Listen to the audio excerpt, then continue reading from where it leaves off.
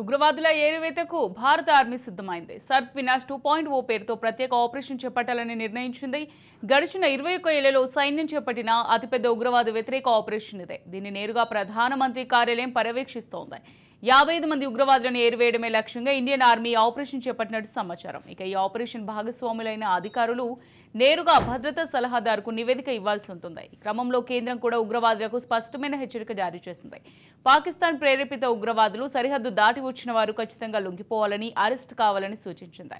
లేదంటే లేపేయడం ఖాయమని స్పష్టం చేసింది. ఈ మేరకు కేంద్ర రక్షణ శాఖ సహాయ మంత్రి నిత్యానందరాయ్ రాజ్యసభలో తేల్చి చెప్పారు. ఇక రాజ్యసభలో కాంగ్రెస్ ఎంపీ ప్రమోద్ తివారీ అడిగిన ప్రశ్నకు మంత్రి సమాధానమిచ్చారు.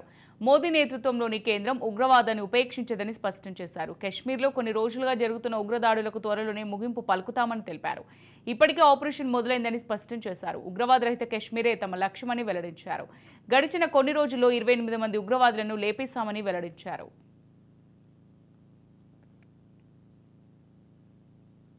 करगिल युद्ध के बहादुर वीरों की माताएं, वीर नारियां और उनके समस्त परिजन, सेना के बहादुर जवानों और मेरे प्रिय देशवासियों, आज लद्दाख की ये महान धरती कारगिल विजय के 25 वर्ष पूरे होने की साक्षी बन रही। कारगिल विजय दिवस हमें बताता है कि राष्ट्र के लिए दिए गए बलिदान अमर होते हैं। दिन, महीने, वर्ष, सदियां गुजरते हैं, सर्दियां भी गुजरती हैं, मौसम भी बदलते हैं, लेकिन राष्ट्र की रक्षा के लिए अपनी जान की बाजी लगाने वालों के नाम अमिट रहते हैं। ये देश हमारी सेना के पराक्रमी महानायकों का सदा सर्वदा ऋणी है। ये देश उनके प्रति कृतज्ञ है। मेरा सौभाग्य है कि कारगिल युद्ध के समय मैं एक सामान्य देशवासी के रूप में अपने सैनिकों के बीच था। आज जब मैं फिर करगिल की धरती पर हूं तो स्वाभाविक है वो स्मृतियां मेरे मन में ताजा हो गई। मुझे याद है कि इस तरह हमारी सेनाओं ने इतनी ऊंचाई पर इतने कठिन युद्ध ऑपरेशन को अंजाम दिया था। मैं देश को विजय दिलाने वाले ऐसे ఇక ఇదే అంశానికి సంబంధించి మరింత సమాచారం మా ప్రతినిధి చిన్నబాబు అందిస్తారు.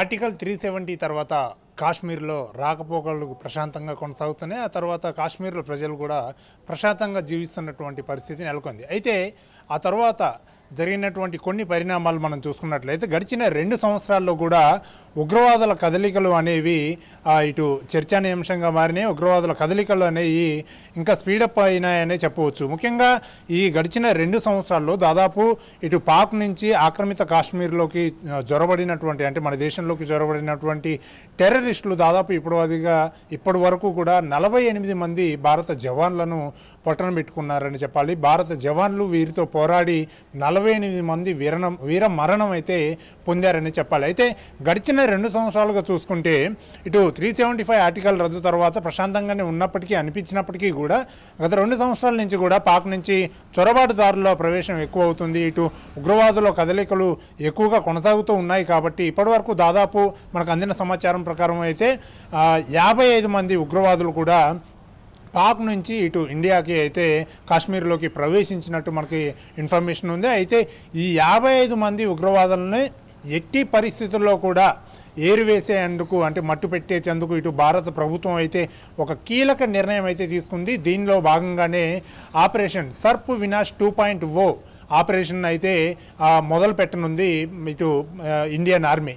సో ముఖ్యంగా చూసుకున్నట్లయితే ఇంతకుముందు ఇటు ఇదే ఆపరేషన్ని అంటే ఆపరేషన్ సర్పు వినాష్ 2.0 అయితే సర్పు వినాష్ 2.0 ఆపరేషన్ అయితే ఇండియన్ ఆర్మీ అయితే మొదలు పెడుతుంది. దీనిపైన ఇప్పటికే కేంద్ర ప్రభుత్వం భారత ప్రభుత్వం అయితే కీలక నిర్ణయం కూడా తీసుకుంది. దీనికి సంబంధించి ఇప్పటికే ఇటు సర్పు వినాష్ 2.0లో భాగంగా అయితే ఇప్పటికే ఇంతకుముందు 2024లో ఈ ఆపరేషన్ అయితే కార్యక్రమం అయితే చేపట్టబోతుంది. అయితే 23 సంవత్సరాలకు ముందు ఇటు 2001లో ఈ ఆపరేషన్ ఒకసారి ఇటు ఇండియన్ ఆర్మీ అయితే చేపట్టింది. అప్పట్లో దాదాపు 60 మందికి పైగా కూడా ఉగ్రవాదులను 65 మంది ఉగ్రవాదులను కూడా ఏరేసినటువంటి చరిత్ర కూడా ఒక రికార్డు కూడా ఇండియన్ ఆర్మీకి ఉంది. అయితే 55 మంది ఉగ్రవాదులు ఇటు భారత్లోకి ప్రవేశించడము వాళ్ళందరినీ ఏరువేసే దిశగా అయితే ఇటు భారత ప్రభుత్వం అయితే అడుగులు వేస్తుంది. దీనిలో భాగంగానే ఇండియన్ ఆర్మీ అయితే చర్యలు తీసుకుంటుంది. సో దీనికోసం అయితే ఈ ఆపరేషన్ అయితే చేపట్టబోతుంది. ఇది గత 23 సంవత్సరాల్లో చూసుకున్నట్లయితే ఇది ఒక బిగ్ ఆపరేషన్ అని చెప్పాలి. అయితే 23 సంవత్సరాల ముందు 2001లో ఈ ఆపరేషన్ ఒకసారి చేపట్టింది. మరొకసారి ఈ ఆపరేషన్ చేపట్టేందుకైతే సర్వం అయితే సిద్ధం చేసిందని చెప్పాలి. ముఖ్యంగా చూసుకున్నట్లయితే ఇటు సర్పు వినాష్లో భాగంగా మనం చూసుకుంటే 150 కిలోమీటర్ల మేర కూడా దట్టమైన అడవులు ఇటు కృత్రిమంగా ఏర్పడినటువంటి రాతి గుహలు అలాగే అనేకమైనటువంటి గుహలు కూడా ఈ అడవుల్లో ఉన్నాయి. అయితే ఈ అడవులన్నింటినీ కూడా దాటివేయడము అలాగే ఆ ఉగ్రవాదిని ఏరిపెట్టడంలో కార్యక్రమంలో భాగంగా ఈ అడవుల్లో నుంచి వెళ్ళడం అనేది ఒక పెను సవాలుగా కూడినటువంటి పరిస్థితి అనేది చెప్పాలి ఇండియన్ ఆర్మీకి.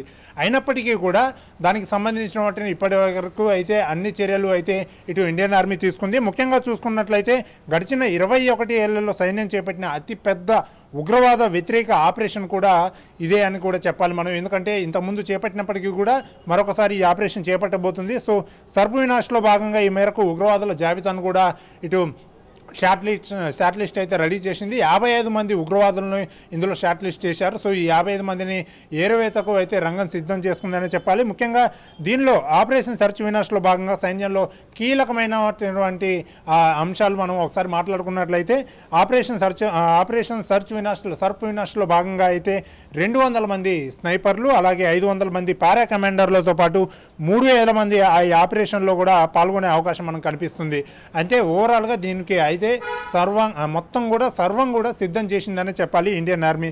1995 నుంచి ఇటు 2003 మధ్యకాలంలో ఇండియన్ ఆర్మీలో కీలక పాత్ర పోషించినటువంటి విలేజ్ డిఫెన్స్ గార్డ్స్ సహాయం కూడా ఈ ఆపరేషన్లో ముఖ్యంగా సర్పు వినాష్లో తీసుకుని ఉన్నారు. ఎందుకంటే ఈ విలేజ్ గార్డ్స్ అనేది ఇంతకుముందు ఏదైతే ఈ సర్పు వినాష్ అనే కార్యక్రమం ఆపరేషన్ చేపట్టారో ఈ ఆపరేషన్లో భాగంగా ఉగ్రవాదులు ఇటు పాక్ ఆక్రమిత భాగంలోకి వచ్చి కూడా కాశ్మీర్లోకి చొరబడి కూడా అడవుల్లో ఉన్నటువంటి కొన్ని గుహల్లో వీళ్ళు తలదాచుకొని అక్కడే ఒక 500 మందికి సరిపోను ఆహార పదార్థాలు కూడా ఏర్పాటు చేసుకొని ఒక 2 నెలలకు సరిపోను ఆహార పదార్థాలు అన్నీ ఏర్పాటు చేసుకొని అక్కడి నుంచి కార్యక్రమాలు చేపట్టినట్టుగా మనకు తెలుస్తుంది.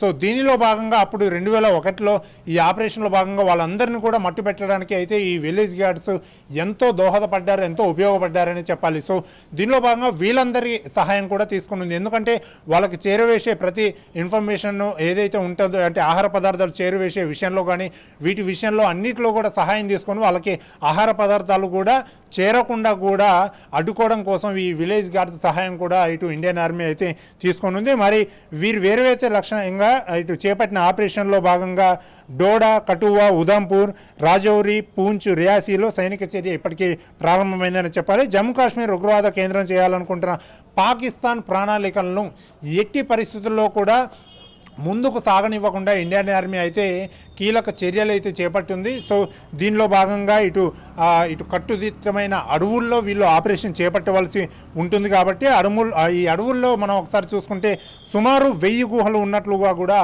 ఆర్మీ అయితే ఇప్పటికే గుర్తించింది. దీనిలో భాగంగా ఉగ్రవాదులు ఈ గుహల్లోనే తలదాచుకొని వారి కార్యకలాపాలు ఇటు ముందుకు సాగిస్తుంటారు కాబట్టి 55 మంది ఉగ్రవాదుల ఏరువైతే లక్ష్యంగా అయితే ఇండియన్ ఆర్మీ అయితే రంగంలోకి దిగింది. సో ఇప్పటికే సైనిక చర్య కూడా ప్రారంభమైంది. ఇటు ప్రధాని మోడీ మోడీ కూడా ఉగ్రవాదులను ఎట్టి పరిస్థితుల్లో కూడా ఇటు మేము సహించబోం, ఇప్పటికే పలు దఫాలుగా కూడా అంటే దాదాపు 2 సంవత్సరాలుగా గడిచిన 2 సంవత్సరాల నుంచి కూడా ఇటు పాక్ నుంచి ఆక్రమిత కాశ్మీర్లోకి కూడా ఇటు చొరబడి కాశ్మీర్లో అనేకమైనటువంటి అంటే ఇటు బార్డర్లో ఇటు జవాన్లు కూడా చనిపోయినటువంటి పరిస్థితి, దాదాపు 45 మందికి పైగా కూడా జవాన్లు చనిపోయారు. కాబట్టి వీళ్ళ మరణం వృధా కాకూడదు అని చెప్పేసి ఇండియన్ ఆర్మీ భావించింది. సో ఈ నేపథ్యంలోనే ఇటు సర్ప్ వినాష్ 2.0 ఆపరేషన్ అయితే చేపట్టబోతుంది. దీనిలో భాగంగా 55 మంది ఉగ్రవాదుల్ని ఎట్టి పరిస్థితుల్లో కూడా అంటే వాళ్ళు ఇక్కడికి చొరబడితే వాళ్ళ కార్యకలాపాలు ఇక్కడ ఏదైనా పెద్ద ప్లాన్ వేస్తున్నారా, లేదంటే ఇటు జిహాదీలోకి ఆ కాశ్మీర్లో ఉన్నటువంటి యువకులను కలుపుకొని వాళ్ళని ఇక్కడ దాడులకు ప్రేరేపిస్తున్నారా, ఇంకా ఏమైనా కార్యకలాపాలు చేసే అవకాశం ఉంది. కాబట్టి సో ఉగ్రవాదులను మట్టుపెట్టడమే లక్ష్యంగా కూడా ఇంతకుముందు అమిత్ షా కూడా కీలకమైనటువంటి వ్యాఖ్యలు చేశారు. తప్పకుండా కాశ్మీర్లో ఉన్నటువంటి ఉగ్రవాదుల్ని అంతం చేస్తామని చెప్పేసి కూడా కీలక వ్యాఖ్యలు పలుసార్లు చేయడం కూడా జరిగింది. సో ఈ నేపథ్యంలోనే ఇండియన్ ఆర్మీ అయితే ఇటు సర్ప్ వినాష్ అయితే 2.0 అయితే మొత్తానికి అయితే చేయడానికి ప్రారంభించింది. సో ఈ ఆపరేషన్లో భాగంగా 55 మంది ఉగ్రవాదులను అయితే ఏరువేతకు అయితే లక్ష్యంగా పెట్టుకుంది. మరికొన్ని రోజుల్లోనే ఈ ఉగ్రవాదుల్లో 55 మందిని కూడా అంతుపెట్టే దిశ ఇలా మట్టు పెట్టే దిశగా అయితే ఇండియన్ ఆర్మీ అయితే చర్యలు చేపట్టబోతుందనే చెప్పాలి.